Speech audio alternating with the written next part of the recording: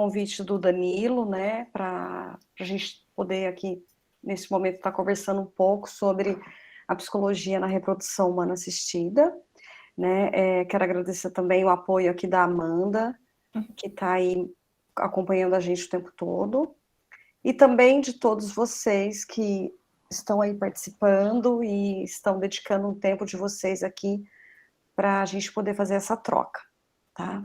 Então, eu vou falar sobre a psicologia na reprodução humana, e é uma imagem que eu gosto muito, porque o tempo, essa imagem, para mim, ela representa muito a fluidez do tempo, e ao mesmo tempo, o quanto o tempo escorrega pelas mãos, né? Então, e a variável tempo é muito importante, é uma variável muito importante nos tratamentos reprodutivos, principalmente para a mulher. E aí, então, vou me apresentar, né? Meu nome é Flávia Giacom, eu tenho especialização em psicologia da reprodução humana pelo Instituto Suassuna de Goiânia. Eu fiz parte da primeira turma de pós-graduação, eles estão já na segunda turma. No final, eu vou até falar um pouquinho do meu trabalho de conclusão de curso, que para vocês. Eu sou psicóloga da Clínica de Reprodução Humana da Mater Prime de São Paulo, atendo pacientes de outras clínicas também, sou membro do Comitê de Psicologia da Sociedade Brasileira de Reprodução Humana, a SBRH, membro da Sociedade Brasileira de Reprodução Assistida, a SBRA, membro do Conselho Consultivo da revista Evolution, né, a revista da reprodução humana, e também eu tenho o título de especialista em psicologia clínica, que foi deferido pelo Conselho Federal de Psicologia, no qual eu dei entrada logo após a conclusão da minha pós. E é importante salientar que, né, essas sociedades, elas dão um espaço bem importante para a psicologia, assim como a reprodução, a Evolution vem dando também um espaço bem bacana para a nossa área. Então, eu vou falar com vocês um pouquinho da linha da psicologia, da linha do tempo da psicologia em reprodução humana. É algo bem condensado, sem pretensão alguma de falar sobre tudo, que seria seria muito, pouco tempo para falar tanta coisa que a gente já tem na área, né? Então, a gente tem que considerar aí o marco histórico, o nascimento da inglesa Louise Brown, né? O primeiro bebê que nasceu por reprodução humana, que foi em 1978. Depois, em 1984, o nascimento da primeira brasileira, Ana Paula Caldeira, né? E falando aí mais propriamente da reprodução humana, em 92, a primeira jornada de psicologia aplicada à reprodução humana assistida, e aí eu vou citar aqui também, em 2006, o primeiro livro de psicologia em reprodução humana, Experiências Brasileiras.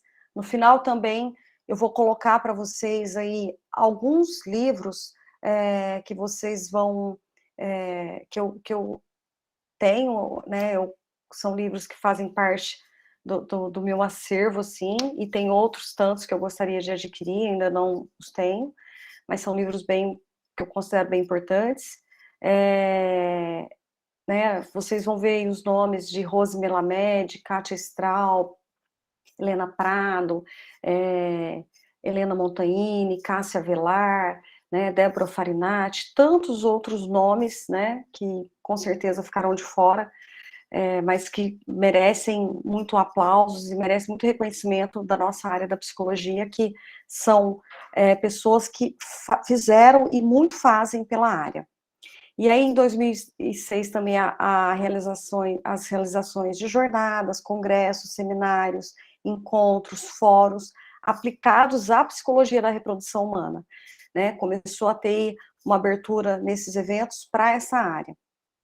E aí, em 2013, esse livro aí, o primeiro consenso de psicologia em reprodução assistida, inclusive agora, no último congresso que teve, elas fizeram uma atualização desse primeiro consenso. É um livro bem interessante. Em 2018, o livro Guia de Recomendações Psicossocial. Em 2009, Psicologia em Reprodução Assistida, né? Tem um outro livro que eu vou acrescentar aí também, nessa linha do tempo, mais para frente eu vou mostrar, que foi lançado agora, em 2022, no qual eu considero uma obra importante, eu tive a honra de ser convidada para coordenar, mas a grandiosidade desse livro é o número de autores que nós conseguimos articular, né, a psicologia conversando com outros autores, e isso eu acho que é muito valioso. Então, continuando a linha do tempo, a gente tem que pensar aí que de 2020 para cá teve um boom virtual, né, um boom digital, né? Então a gente precisa pensar em pandemia e, entre aspas, pós-pandemia. Então, o que a gente pôde viver aí na área da psicologia da reprodução humana, né, assim como as outras áreas, mas eu vou falar um pouco mais da nossa área, os eventos presenciais, eles foram rapidamente adaptados para o virtual. Com isto, houve uma ampliação do acesso aos congressos, simpósios, cursos. Muitos continuam no formato virtual ou híbrido, né? Então, essa adaptação para o virtual, ela acabou que ajudou muito essa aproximação, essa ida para o profissional para esses congressos, que aí essa questão do deslocamento, da estadia, a alimentação, ela não existe. Então, o profissional, ele paga o congresso e assiste na comodidade da sua casa. É claro que nós não estamos nem falando aqui do quanto é bom estar em contato com as pessoas. Estamos falando aqui só naquele momento que foi um momento de muita aproximação entre muita possibilidade de trocas. Tivemos muitas lives, muitos cursos virtuais, isso foi realmente excelente. Então, as redes sociais, ela funcionou muito, né? Funciona ainda, mas teve um boom nessa época da pandemia de estreitamento de relações que aproximou, que teve essa aproximação entre os profissionais da área e entre profissionais e os pacientes. Então, os pacientes chegando pelo Instagram, os profissionais tendo mais acesso a profissionais da nossa área e também das outras. Então, no geral, foi muito produtivo para todos os profissionais e também o estreitamento entre profissionais e os próprios pacientes. Então, em 2018, a gente teve essa regulamentação dos atendimentos psicológicos, a gente já podia atender nesse formato remoto, mas teve uma consolidação mesmo na pandemia, e é uma tendência para o pós-pandemia. No meu caso, né, abrindo um parênteses aqui, hoje em dia eu atendo integralmente online, né, tenho uma agenda considerável para a reprodução humana e atendo alguns casos também que não são da reprodução humana, mas hoje, né, tem aí em torno de 2 anos e meio, quase 3, que eu estou integralmente online, e para mim funciona bem, e atendo pacientes de vários lugares do Brasil, e também pacientes, né, brasileiros que estão fora do Brasil e procuram para o atendimento, por conta da língua, né. Então, no meu ponto de vista, os atendimentos online, eles são uma facilidade, né, eles ampliam possibilidades para nós profissionais e também para os pacientes. E aí vai também de cada profissional perceber se está à vontade nessa modalidade e também perceber se o seu paciente está aproveitando essa modalidade e dar sequência, né? Isso é realmente muito particular.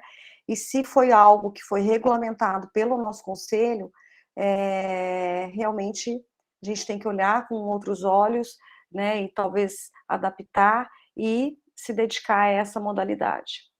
Então, eu vou falar um pouquinho para vocês, né? A infertilidade é considerada uma doença e um problema de saúde pública, né? Se a gente procurar lá no CID-10, tem alguns CIDs que falam sobre isso, mas eu nomeei aqui o N46, que é de infertilidade masculina, e o N97, que é de infertilidade masculina. Mas tem um leque bem grande, porque a avaliação de fertilidade masculina ou feminina, ela é bem ampla, né? É um leque bem amplo e, né, tanto o homem quanto a mulher, eles são avaliados, tem que ser avaliados de uma forma bem integral.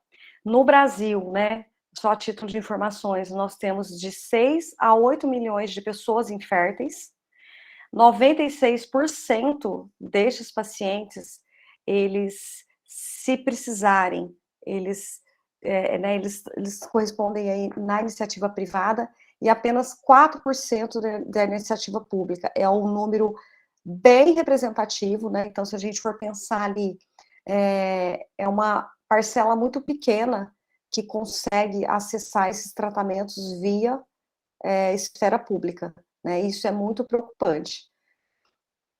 Que são tratamentos caros, né? Do ponto de vista realmente financeiro, e, claro, do ponto de vista emocional, a gente vai falar mais à frente, mas, né, eles cobram também um alto custo da saúde física, mas a gente tem que considerar aí também o quanto, muitas das vezes, são tratamentos que muitas pessoas acabam ficando de fora deles. A infertilidade é considerada uma doença com causas... Tem algum fone aberto, tem algum som aberto, Amanda. A infertilidade é considerada... Obrigada. A infertilidade é considerada uma doença com causas multifatoriais e, segundo a Organização Mundial de Saúde, afeta de 50 a 80 milhões de pessoas em todo o mundo. Avaliando homens e mulheres, quando são avaliados, 35% são causas femininas, 35% causas masculinas, 20% são causas conjugais e 10% são, que falo isso, né, é infertilidade sem causa aparente. E aí, para nós, né, a gente sempre considera assim, independente do fator, se está identificado no homem ou na mulher, a gente trabalha essa infertilidade como do casal. Então, a gente ajudar o casal a encarar que a infertilidade ela é conjugal, o tratamento é feito de forma conjugal, é o par que está tentando concluir esse projeto de terem filhos. E aí, aqui, é claro que eu vou falar né, de homem, de mulher, mas eu quero considerar aqui para vocês que quando a gente fala de pacientes de reprodução humana assistida, a gente está falando, né, de casais heterossexuais, casais, né, homossexuais, homoafetivos, casais heteroafetivos, nós estamos falando aqui de transgêneros, nós estamos falando aqui das pessoas das mais diferentes formas de parentalidades, monoparentalidades e coparentalidades. Então, eu vou falar para vocês, né, essa é uma imagem que ela é muito representativa, assim, esse buraco aí dessa imagem, ela é muito representativa do que aparece muito nos atendimentos psicológicos, né, o vazio que muitas vezes é relatado, o ombro caído de sentimentos de impotência, de cansaço. Então, eu vou usar o que a Rose Melamed e a Lia Dornelles, elas trouxeram em uma obra de 2019, abre aspas, o tratamento médico para infertilidade foi universalmente descrito pelos pacientes como doloroso, constrangedor e custoso física, psicológica e financeiramente. E elas colocam aí nesse texto, eu acho que ele justifica muito, mas muito mesmo, ele dá muito embasamento para explicar o quão importante nós, profissionais da saúde mental, somos nesses tratamentos. Todos os pacientes precisam de atendimento psicológico? Não, isso é muito particular, mas nós vemos um grande benefício para aqueles pacientes que, ou quando é ofertado, ou quando eles têm acesso, ou quando eles procuram por conta própria, a gente vê um claro benefício passar por um processo psicológico durante os tratamentos, muitas vezes antes do tratamento, e também pós-tratamento. Então, é muito importante a gente pensar por isso. É claro que a demanda sempre é do paciente, nunca é de outra pessoa, mas o paciente, quando ele tem uma oportunidade, ou quando ele está atrás de algo para levar esse processo com mais leveza, os profissionais da saúde mental têm aí uma condição de dar esse aporte para eles. Então, a gente vai falar sobre o impacto emocional da infertilidade e do diagnóstico, né, do diagnóstico ao tratamento. Então, aí a gente vê, né, tivemos vários avanços biotecnológicos nas últimas décadas, que proporcionaram, né, várias possibilidades mesmo de constituição de família, né? Então, esse avanço todo, a gente tem que considerar que como que também as pessoas vão acompanhando tudo isso, né? A reprodução humana, ela oferta possibilidades, ela abre um leque de opções, mas a gente precisa entender como que é isso aí para aquela pessoa que acabou de receber um diagnóstico de infertilidade, né? Que entendeu que está tentando entender, que imaginava até então que seria que a gravidez viria a partir de uma relação sexual ali com a parceria, que seria de forma espontânea, isso não aconteceu. Então essa pessoa ela tem aí várias coisas para ir entendendo, para poder entrar dentro da reprodução humana e ir descobrindo ali quais são as possibilidades.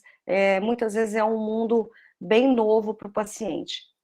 Então, ela abre, né, como eu disse, essas possibilidades para os casais inférteis, essa intimidade conjugal, ela começa a ser compartilhada com a equipe, né, os sentimentos conflitantes, desde a fase investigativa, né, passando pela confirmação do diagnóstico e a indicação do tratamento.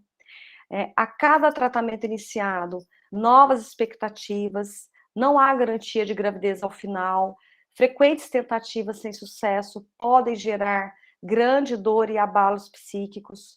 As pesquisas mostram grande carga de estresse, de ansiedade e angústias antes, durante e depois da trajetória do tratamento. Inclusive, gente, não só, principalmente quando, né, dá o resultado negativo, mas muitas vezes tem reverberações aí até quando aquele tão sonhado positivo chegou. Então, esse impacto, né, é muito recorrente, né, nos atendimentos clínicos, né. O médico sempre disse que estava tudo bem, né, então, tem aquilo ali, né, a mulher passa anos ali no ginecologista, com o preventivo, fazendo a contracepção e tocando a vida, né? E aí tem esse postergar da maternidade que é cada vez mais usual. E aí, quando, né, é um cenário sempre muito parecido, né? A mulher, a parceria, a mulher e o homem vão tentar engravidar, isso não acontece, e uma das falas recorrentes, mas o médico sempre disse que estava tudo bem. Então é muito importante a gente ter esses trabalhos de conscientização desses profissionais desde lá, do início da vida reprodutiva da menina, né? Então a gente precisa falar sobre isso, falar sobre congelamento de óvulos, é uma realidade que não ainda ampliada para um grande número de pessoas, mas nós temos esse trabalho aí de informar, isso é muito importante. Então, o médico sempre disse que estava tudo bem, nunca imaginei que teria dificuldades para engravidar. O encaminhamento para a reprodução humana, às vezes ele é feito de uma forma, né? Olha, procura um infertileuta, vai atrás de um especialista de reprodução humana, e isso tudo evoca sentimentos, né? Pode evocar sentimentos muito conflitantes para esse casal, ou para essa mulher, ou, né, para quem está ali tentando engravidar, isso não está acontecendo. Então, né, a gente fala em diagnóstico, de tratamentos, os prognósticos possíveis, as possibilidades que tem, quais as chances, né? A variável tempo, como eu disse no começo, é algo muito importante. E hoje eu estava tendo uma supervisão e a gente estava falando até sobre isso. Tem a questão da variável tempo do corpo biológico, mas tem a variável tempo também que a gente tem que considerar a partir da perspectiva do emocional. Não tenho condições, eu tenho um tempo porque meu corpo está pedindo para que aquilo seja o mais rápido possível, mas ainda eu estou avaliando a minha condição emocional, eu estou ainda olhando para muita coisa, eu estou ainda tentando resolver várias coisas em mim. É um assunto ainda muito pouco compartilhado, né? Como eu disse, o alto custo financeiro, emocional, e físico, principalmente para a mulher, mas o homem também, ele tem, né, alguns exames que também são invasivos, uma montanha-russa de sentimentos, né? Às vezes está muito lá no alto, às vezes está lá embaixo. Então, estar nas tentativas para engravidar é uma montanha-russa de sentimentos, e também não estar nessas tentativas para engravidar é muito angustiante também para aquela pessoa que está tentando engravidar, ou ainda não encontrou uma forma para iniciar esse tratamento, ou ainda tem que aguardar, assim como foi na pandemia, né? Muitos casais tiveram que parar as tentativas por conta da própria pandemia, ou às vezes o casal tem que parar por questões financeiras ou por qualquer outra questão. Realmente é uma montanha-russa de sentimentos. Alguns aspectos psicológicos comuns ao processo de reprodução humana, que são autoestima diminuída, sensação de falta de controle, de impotência, falta de controle do próprio corpo, expectativas e dúvidas frente ao tratamento, dificuldades no convívio familiar e social, muito relatado, né? O mundo parece que engravida menos a pessoa, a cobrança familiar, também a cobrança social acaba, isso resvala muito no casal. Angústia, ansiedade, estresse, tristeza, né? Às vezes uma hipertrofia das crenças religiosas e às vezes uma diminuição também, né? Os limites físico, emocional e financeiro que nós, enquanto profissionais de reprodução, enquanto profissionais atuantes em reprodução humana, a gente tem que ajudar o paciente a olhar aí como que ele está em relação aos seus limites. Às vezes, uma tentativa é o limite para aquela pessoa. Às vezes, 5 tentativas, às vezes 10 tentativas, a pessoa está extrapolando o limite dela, isso é muito, muito particular. A gente tem que ajudar o paciente a olhar para isso. Então, nessa jornada aí dos casais tentantes, né, gostaria de falar até desse termo tentantes também, né, é como eles se identificam nas redes, muitas vezes é como eles trazem no tratamento também, tentantes, desejantes, engravidantes, eu já ouvi alguns termos assim. Então, o luto por não conseguir engravidar espontaneamente, recorrer a uma especialidade muitas vezes desconhecida pelo casal, adentrar no universo da reprodução humana assistida, as expectativas a cada fase do tratamento e seus desdobramentos. Então, na fase da estimulação, quantos folículos eles terão? Na fase da punção, quantos óvulos terão? Depois, quantos embriões vão ser formados? Depois, o preparo do endométrio, se essa espessura vai ficar adequada. Depois, a transferência.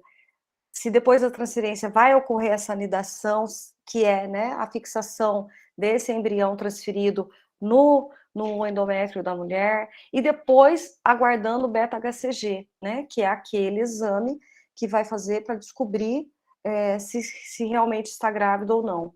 E esse aguardando o beta-HCG é muito delicado, né, porque ele está ali todo o investimento de muito tempo, então tem uma expectativa muito grande em cima desse exame.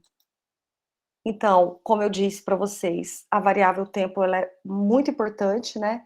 Principalmente para a mulher, mas o homem também, nesses tratamentos reprodutivos, a gente precisa sempre colocar de uma forma que o tratamento, realmente, o homem e a mulher vai sentir de forma diferente? Sim, mas a gente tem que considerar que o homem, ele precisa de ser mais visibilizado nessa jornada, que os sentimentos dele sejam mais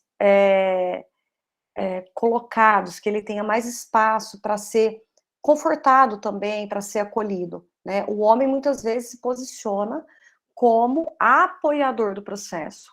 E é muito interessante quando os casais vêm, eu vejo muito bom para a dupla, porque o homem, ele fala, eu não queria falar que eu estou sentindo tudo isso, porque eu já vejo ela muito triste. E às vezes eu vejo mulheres também falando, ele parece que está pleno, que está tranquilo, ele parece que não está ligando, ele é muito racional. Então, assim, é muito importante que a mulher possa apoiar muitas vezes esse marido, e esse marido possa apoiar essa mulher também. É muito importante que eles possam compartilhar os sentimentos deles, sejam eles sentimentos bons ou ruins, sejam eles sentimentos que eles acham, ah, vai dar tudo certo, ou naquele dia que acha que nada vai dar certo. Então, a gente ajudar esses casais a equalizar essa relação, equalizar os seus sentimentos, as suas expectativas, né? A gente ajudar para que essa comunicação, né, a mulher com ela mesma esteja mais fluida, o homem com ele mesmo esteja mais, uma conversa mais fluida, para que eles possam conversar sobre tudo isso de uma forma melhor. Então, os tipos de atendimentos que, né, nós podemos fazer enquanto profissionais de saúde mental, né? Tratamentos antes, durante e depois atendimentos psicológicos antes, durante e depois do tratamento, né? Ele pode ser focal, né? Pontualmente ali no período do tratamento também, né? Com possibilidade de encaminhamento. Então, se às vezes eu verifico que tem uma necessidade de que precisa de né, a mulher de uma terapia, o homem também, a gente encaminha um dos dois para um outro colega fazer esse acompanhamento, ou se é uma terapia de casal. Então, a gente precisa estar sempre muito atento às demandas que vão surgindo ali naqueles encontros. Atendimento pode ser individual ou casal, pode ser online, pode ser presencial.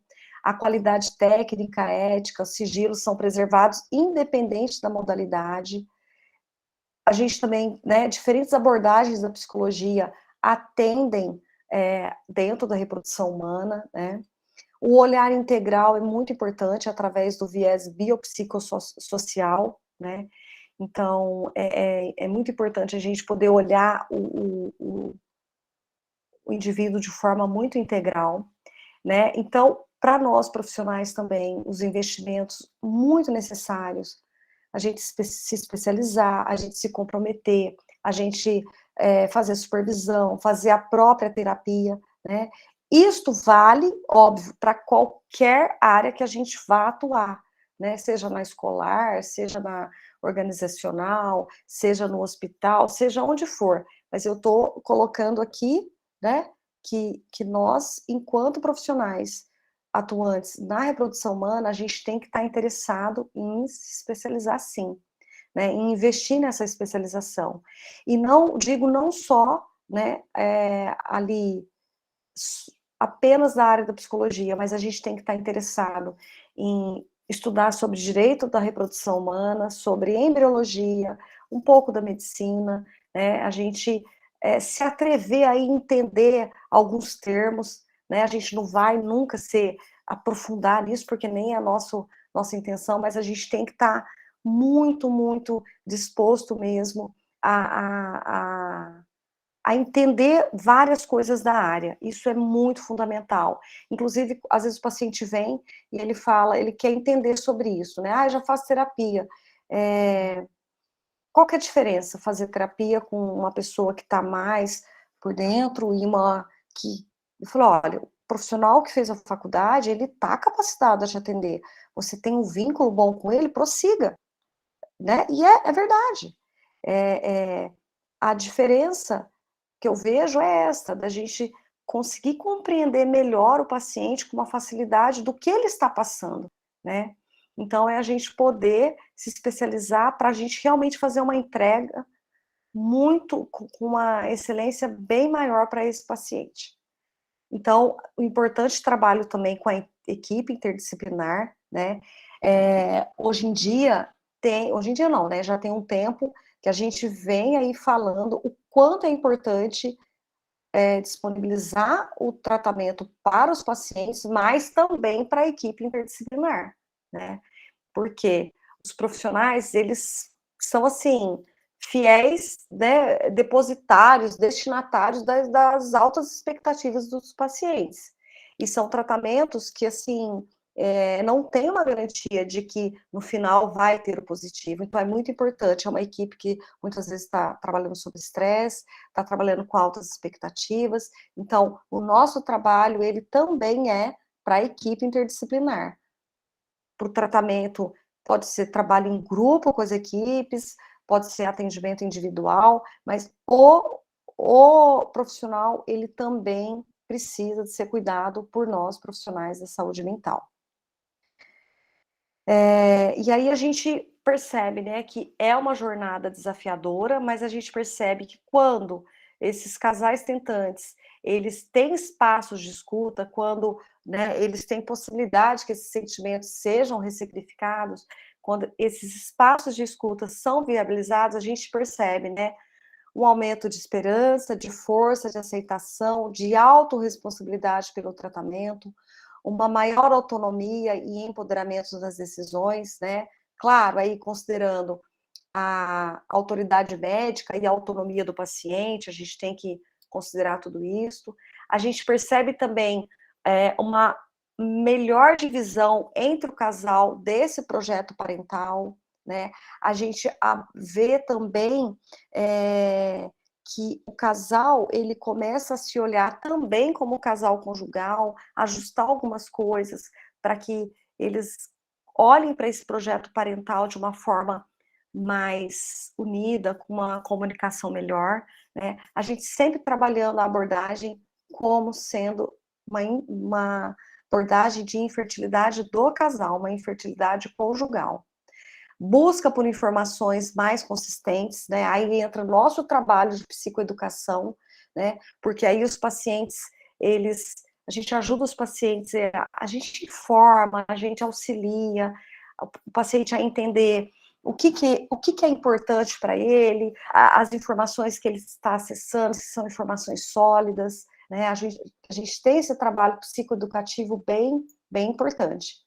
Os pacientes, pacientes que estão em acompanhamento psicológico, eles buscam por mais autocuidado durante seus tratamentos, né? A gente percebe aí os pacientes cuidando da alimentação, cuidando da atividade física, sem muita imposição de que tem que ser tudo muito a ferro e fogo. Então, a gente ajuda essas regras de cobrança a serem melhores equilibradas, né?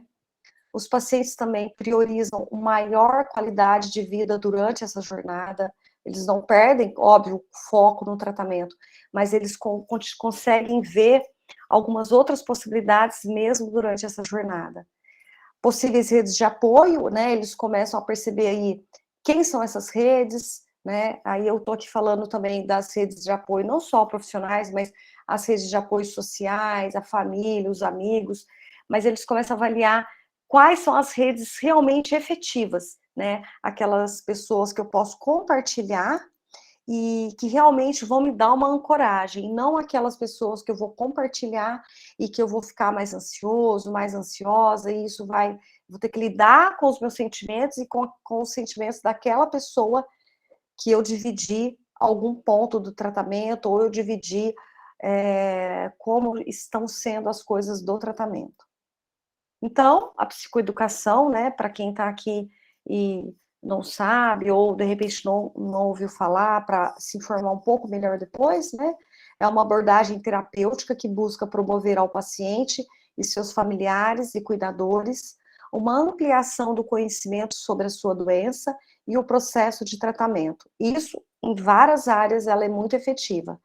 É eficaz ferramenta e que pode ser também utilizada na reprodução humana assistida.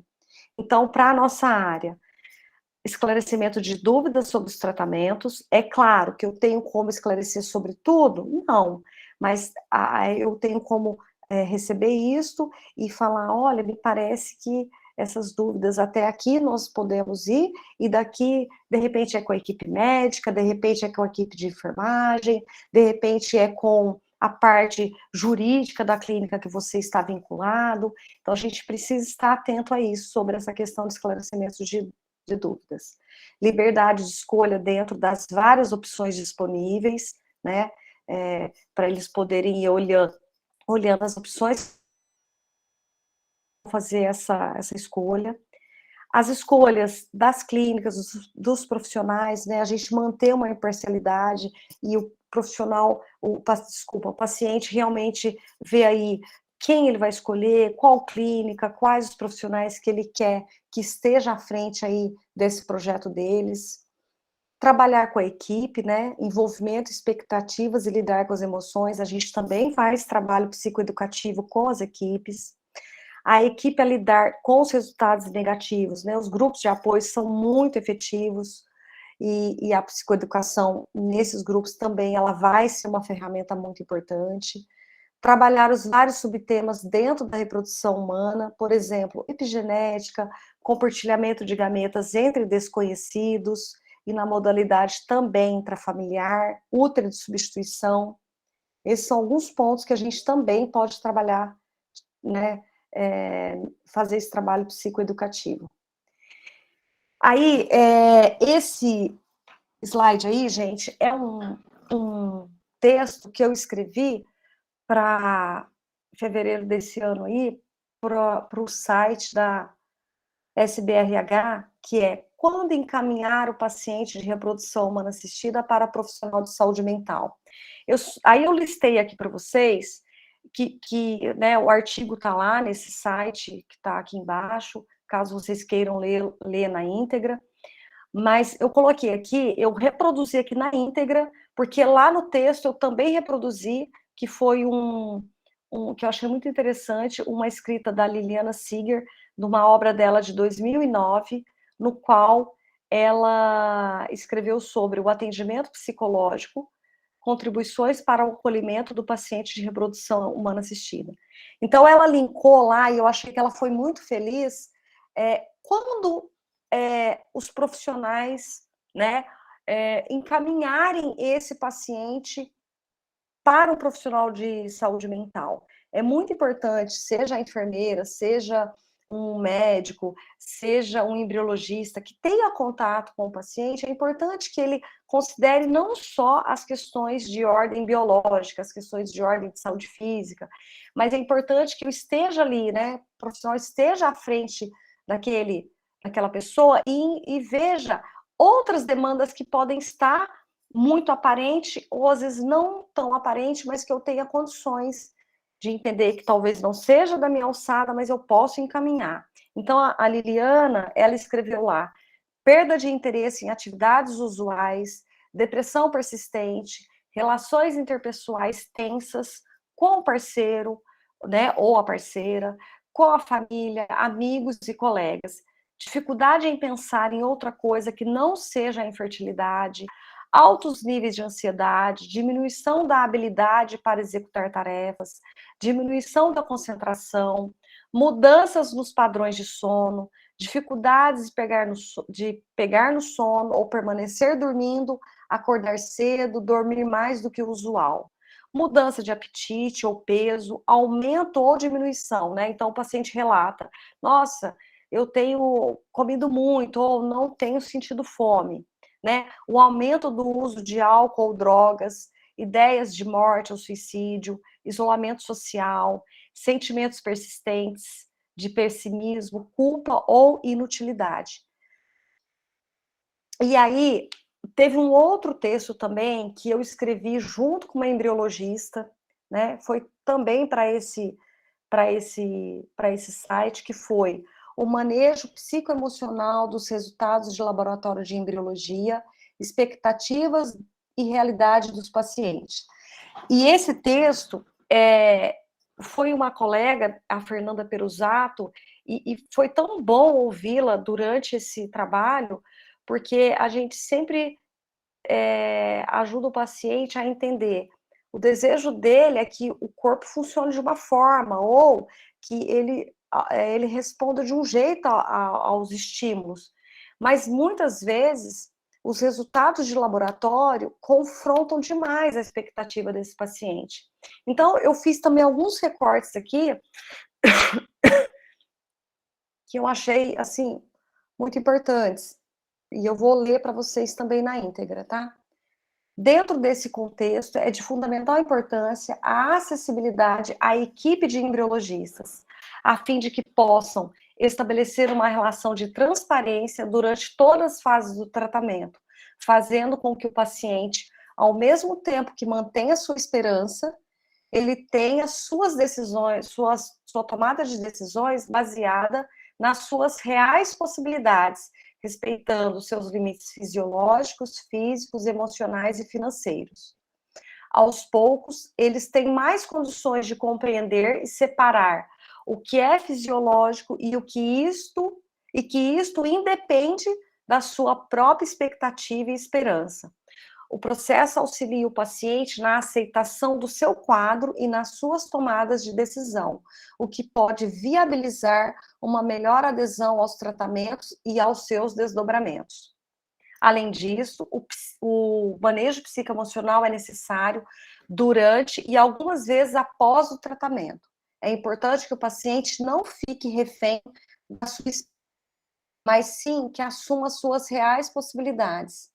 Desta forma, poderá ter a oportunidade de ressignificar sua realidade para que possa pensar no próximo passo a ser dado, com os pés no chão, lidando com a sua condição e potencialmente alcançando os objetivos a partir das suas reais chances.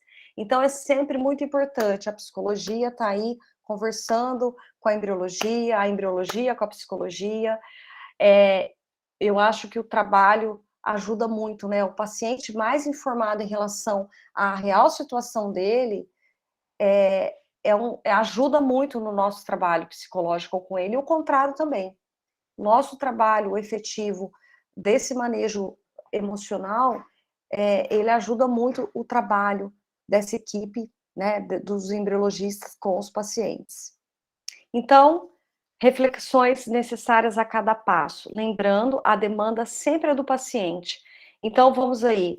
Primeiro, o paciente trenta com os próprios gametas, depois, né, vem uma outra possibilidade, que é a recepção de material doado, óvulos ou esperma ou embrião, e depois gestar, né? Às vezes tem a necessidade de um útero de substituição, depois a possibilidade de adotar uma criança e um projeto de vida sem filhos. Sempre ajudar o paciente a pensar nesses pontos, se o paciente traz isso também, lembrando, sempre uma demanda do paciente. Redes de apoio e qualidade de vida, né? Como a gente falou, o social e familiar, o profissional da saúde mental, quando procurar ajuda, a gente já falou sobre isso lá atrás, nutricionista, acupunturista, fisioterapia pélvica, abre um universo, né? Aí a gente vai falar aí de excessos e limites, né? Uns dias atrás eu estava num evento, né, numa reunião, e aí a Débora Farinati falou um termo que eu achei bem interessante. Ela falou assim, o checklist da tentante. E realmente, né, a gente tem que tomar um cuidado, porque acaba sendo um checklist a ser ticado, né, a ser cumprido, né, é fisioterapia, é acupuntura, é meditação, é terapia, é isso, é aquilo. Então, assim, tudo tem o seu benefício, mas a gente tem que tomar muito cuidado com essa questão, o que é excesso, o que é falta, o que é realmente necessário, porque cada caso é muito singular. Tentantes, né, eu já falei como se identificam, essa questão do excesso de informações nas redes sociais também, eu já falei. Então, então aqui como considerações finais, né, e depois eu vou estender só mais um pouco em outros pontos, mas como considerações finais eu quero deixar para vocês, né, muitas são as possibilidades, abre aspas, né, porque isso foi uma fala da Cássia Avelar e da Débora Farinati, num livro de 2018, abre aspas, muitas são as possibilidades de trabalho para o profissional da área da psicologia no campo da reprodução humana assistida, o qual tanto pode pertencer à equipe técnica do Centro de Medicina Reprodutiva, quanto pode ser um consultor ou parceiro dessa clínica. Fecha aspas. Estimula, abre aspas, agora uma contribuição da Mariola Macuc, né, e da Cabral, que é, abre aspas, estimular e promover junto às instituições competentes a inserção dos psicólogos atuantes no contexto da reprodução medicamente assistida, nos debates que podem resultar em mudanças que afetem não só os pacientes que precisam dos tratamentos reprodutivos, como também dos profissionais que os assistem. Realmente é um caminho promissor a todos os envolvidos. A reprodução assistida quebra paradigmas, ela abre um leque de possibilidades nem sempre acessíveis, ela abarca um universo em observação constante, né? Muito se precisa compreender sobre os vários subtemas dentro da reprodução humana assistida. Eu lembro de uma fala também da Kátia Straub, que é algo que me marcou muito, e ela sabe disso, que ela disse, né, a reprodução humana, ela é um universo que a gente sempre tem que observar com muito cuidado. A gente está em constante transformação e a gente tem que estar alinhado com essa transformação e observando sempre. As novas constituições familiares e os impactos disso tudo nos envolvidos, né? O cuidado biopsicossocial é imprescindível. A gente precisa também colocar em evidência não só o casal que está ali tentando engravidar, mas, né, e principalmente esse bebê, esse filho que está por vir, né? Como que é isto, a gente tem que dar um pouco mais de foco para esse bebê da reprodução humana assistida, né? Há que se considerar um trabalho nas mais diferentes áreas, no sentido de dirimir ao máximo os possíveis danos emocionais, financeiros e físicos desses pacientes. E uma legislação brasileira da reprodução humana assistida, ela é urgente, necessária, né? Para quem não sabe, nós não temos uma legislação no Brasil, então, a reprodução humana, ela é balizada aí pelas resoluções do Conselho Federal de Medicina, então é muito importante, né? Tem uma discussão muito grande sobre isso, de uma importância da legislação da reprodução humana assistida, entre outros fatores para balizar as ações de juízes, advogados, médicos, embriologistas, psicólogos e demais profissionais desse nicho de atuação, mas principalmente para salvaguardar os direitos daqueles que desejam ter um filho, e vou incluir aqui também os direitos daqueles que estão por nascer ainda e daqueles que nasceram, e que veem na medicina reprodutiva, né, a possibilidade para formarem suas famílias. Reforçando aqui, né, família é onde existe amor. Aqui eu coloquei para vocês, né, um casal tendo seu bebê, e aqui, né, também, né, um trans tendo seu bebê. Aqui, como eu disse para vocês, eu ia apontar alguns livros para vocês, esse livro aí do Primeiro Consenso de Psicologia da Reprodução Assistida, esse azul, né, da reprodução assistida, que é um guia de recomendação, esse do 2019, que é Psicologia em Reprodução Assistida. Esse livro de medicina reprodutiva é interessante que eu comprei esse livro e veio esse livro também de psicologia de reprodução humana, e é interessante que esse livro de medicina reprodutiva, ele tem capítulo tem um capítulo de psicologia, mas ele tem outros tantos de medicina e de biologia que são muito interessantes para a gente poder estudar sobre algumas coisas que também são interessantes para nós.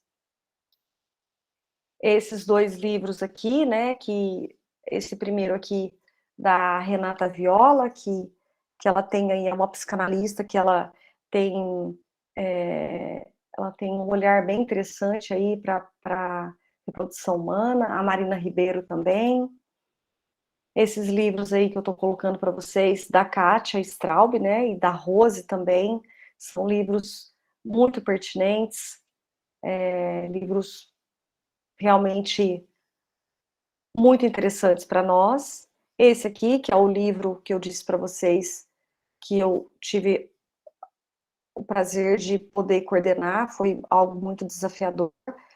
Então, inicialmente era para nós termos aí 10 autores psicólogos escrevendo, mas por final eu sugeri que a gente conversasse nos capítulos entre psicologia e medicina, psicologia e direito, psicologia e embriologia, psicologia e enfermagem, né? Tem redes sociais nesse livro, então ficou aí um livro em torno de 44 autores, um livro que ficou bem extenso, e profissionais que se desafiaram aí a escrever com outros profissionais de várias áreas do Brasil, então é um trabalho que foi bem desafiador, mas que teve um resultado muito bom. Esses livros aqui, que são livros de fora do país, né, que são livros muito interessantes. Essa autora aqui é uma inglesa, vale muito a pena ter acesso ao trabalho dela, é uma outra realidade diferente da nossa, mas são trabalhos valiosíssimos, né? Eu tive a honra também, durante a pandemia, apresentar um trabalho dela. Nessa reunião, ela esteve presente também para falar desse trabalho dela, né? Ela participou, foi muito interessante. Esses livros que falam sobre epigenética, que falam sobre doação de óvulos, sobre doação de gametas, né? Também, né, que são livros em inglês.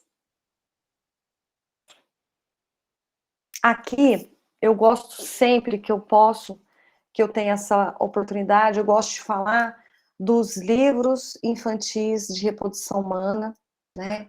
Então, aí, esses dois iniciais da Kátia, para a gente mostrar aí para esses pais que esses assuntos estão sendo cada vez mais desmistificados, as crianças entendendo como elas vieram através da reprodução humana. Eu gosto muito de falar dos livros da Helena Prado, que são livros, né, que são muito, muito pertinentes. A gente pode trabalhar esses livros com as pessoas que estão tentando engravidar, a gente pode ser usados também em outros contextos, na escola, podem ser usados com os próprios pais, quando eles querem revelar para a criança como eles vão fazer, com a própria criança no atendimento, se vier uma demanda. Então, ali, meus pais e eu, minhas mães e eu, né? Um bebê para amar, quero ser pai, né? A gente falar aí da monoparentalidade do pai, a monoparentalidade da mulher, o Clara Clariano, que é um dos livros que eu mais uso nos meus atendimentos, que ele fala aí sobre essa questão da recepção de material genético, né? Então, aqui, né, lá em 2019, quando eu comecei essa pós-graduação no Instituto Suassuna, e esta é uma foto eu printei essa foto aí no dia da primeira aula, né? O curso ele começou ele ia ser híbrido, né? Presencial e online, depois também teve que ser todo reajustado. Tive a oportunidade de participar de um módulo presencial. E aí aqui meu trabalho de conclusão de curso para o Instituto Suassuna foi, para essa pós, né, foi um recorte da atenção psicológica em reprodução humana assistida no Brasil, contribuições para ampliação de serviços. Aí eu vou só falar um pouquinho para vocês o que foi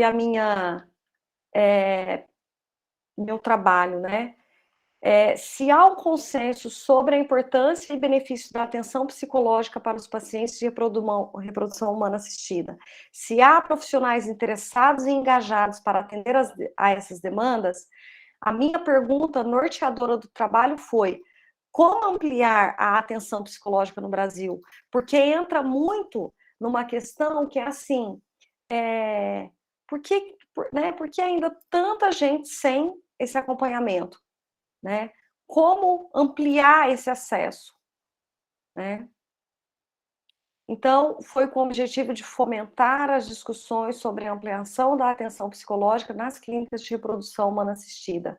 E aí a minha amostra foi de 31 psicólogos entrevistados, nesse montante, 29 mulheres, 2 homens, 27 estavam inseridos em clínicas, 4 não estavam inseridos nas clínicas. E aqui eu fiz esse mapeamento aí, separado por estados. E aí algumas falas, aí eu não vou ler todas, né, mas da trajetória da psicologia na área da reprodução humana, né, teve colegas que responderam: grande evolução, conquista de espaço nos eventos, aumento do interesse acadêmico na área, crescimento do número de dissertações e teses na área. Nestes 15 anos em que estou na área, vejo que está em franco desenvolvimento, embora ainda haja muito o que fazer para abrir-se à inserção de profissionais psi nas equipes. Eu sinto que ganhou muito espaço, principalmente dentro da própria psicologia. Muitos profissionais buscando conhecimentos, maior abertura nos congressos médicos. Houve grandes melhorias e maior aceitação da equipe médica. Ainda recente nessa atuação, vejo nesse pouco tempo uma consideração maior da importância da psicologia.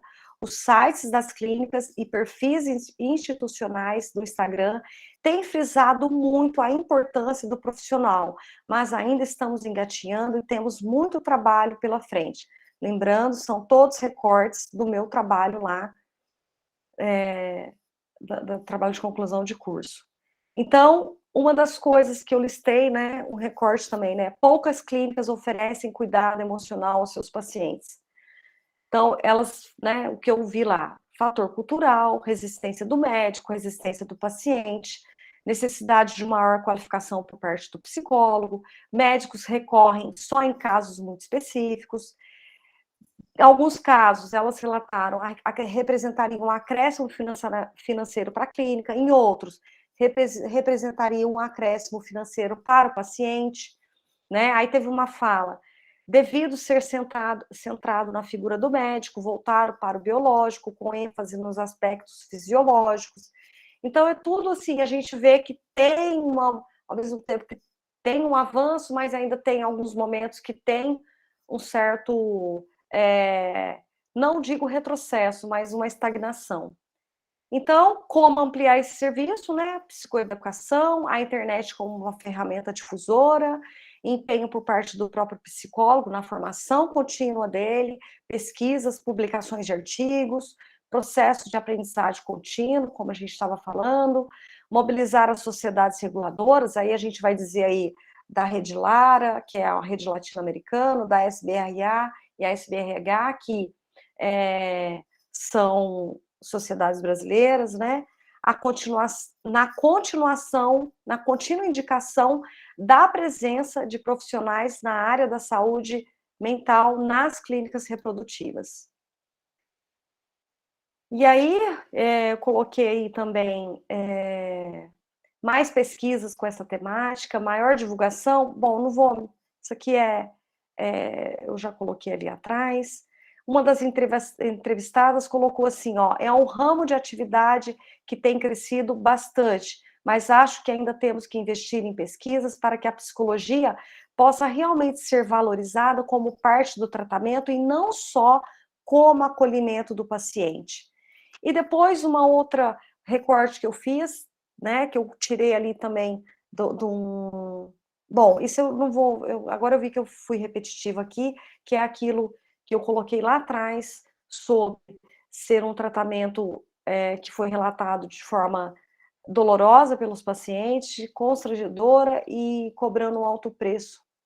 Aqui eu quero colocar para vocês que junho, né, para quem não sabe, é um mês de conscientização da infertilidade, e aí eu gostaria também de contar para vocês que em junho desse ano, o ano passado eu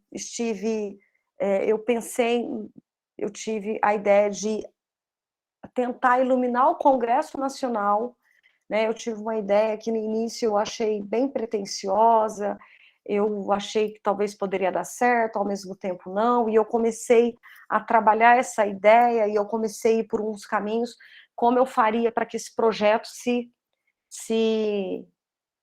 colocasse em curso mesmo. Então, eu entrei em contato, né, eu sou membro advisor da Evolution, eu troquei uma ideia com a Vivian, que ela é a editora-chefe, e quando eu coloquei essa ideia para ela, ela também achou um pouco audaciosa, mas ela comprou essa ideia e a gente foi aí, investiu em algumas reuniões, a gente fez vários movimentos, e aí em junho desse ano nós conseguimos, por 4 noites, iluminar o Congresso Nacional na cor laranja, e foi algo, assim, pessoalmente falando, de uma enorme satisfação, não tenho dúvida, e muito significativa para a área também, né, para a área como um todo e para os pacientes.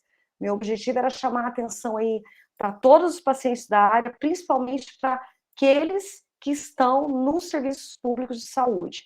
Então, nós conseguimos iluminar, agora nós estamos, né, voltei até de Brasília ontem à noite, a gente está numa outra fase, tentando fazer com que isso que a gente conquistou em junho desse ano, que se torne um projeto de lei, para que todo mês de junho, naqueles dias, né, de 24 a 28 de junho, que o Congresso fique iluminado na cor laranja, chamando a atenção para os tratamentos reprodutivos, para todo o desgaste que é estar nas filas, nas longas filas dos poucos serviços públicos que nós temos, e também chamando a atenção aí para o quão desgastante é, do ponto de vista psicológico, esses tratamentos. E aí, na revista, perdão, eu falei 28 de junho, mas foi 24, 27 de junho, a revista fez uma matéria falando sobre isso, essa definição do laranja, no Brasil até então não tinha uma cor que simbolizasse, né, então nós trouxemos aí, depois né, a gente fez pesquisas, e lá fora a cor predominantemente usada é o laranja, e aí nós, como cada clínica, cada profissional representava de um jeito, a gente sugeriu essa cor e ela teve uma adesão, aí as principais sociedades também entraram com a gente nessa campanha, foi algo realmente muito significativo. E é isso que eu queria falar para vocês. Eu agradeço a atenção de vocês. E quem quiser fazer algum comentário, tenho certeza que tem muita gente aí que tem muito a